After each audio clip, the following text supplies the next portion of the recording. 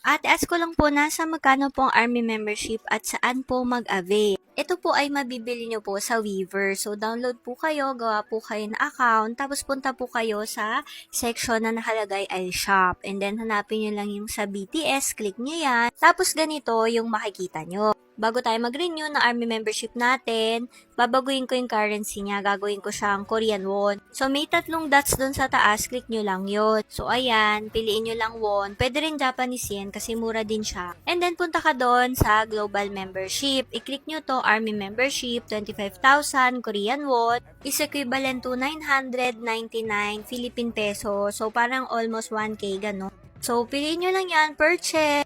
Then, click nyo yan, consent, tapos maglagay kayo ng contact number nyo. Pag nalagay nyo yung contact number, nakalagay dyan request verification code. Yung verification code ay lumalabas yan sa Viber. Kapag napag-verify na kayo, nakikita nyo yan nakalagay first name and last name. So, nakalagay dyan, if you have middle name, please enter it in your first name field. So, halimbawa, ang pangalan ko, Mygel Bayanin, kasi yung middle name ko is Bayanin, and then last name ko na ngayon is Castro. Kung ano yung nakalagay sa mga valid ID nyo, yung kompletong pangalan doon, yun din po ilalagay nyo dito. Pagkatapos, pipili na kayo ng payment method nyo.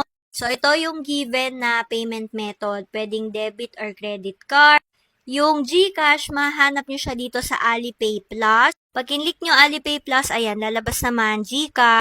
Kapag naman po sa debit or credit card, dito naman kayo sa may nakalagay na debit credit card. So, agree to all terms, i-click nyo yan lahat para maklik nyo yung more. So, piliin nyo lang dyan kung Master or Visa. Nakalagay yan dun sa inyong card, guys. So, yung akin Visa. Tapos, i-fill out nyo lang yung mga information na nakalagay dito. Yung akin nabawasan na pala, 24,600 Korean won na lang siya kasi gumamit ako ng Weaver's Cash. Then, after, antayin nyo payment in process. Pag okay na, may mag-email naman sa inyo, and then, ayan, click nyo na yung membership. Tapos, piliin nyo to, Army membership, yung sa baba. Dalawa na kasi ngayon membership, may digital tsaka yung Army membership. Tapos, kapag kinlik nyo na yan yung details, makikita nyo na yung inyong online card. So, yun.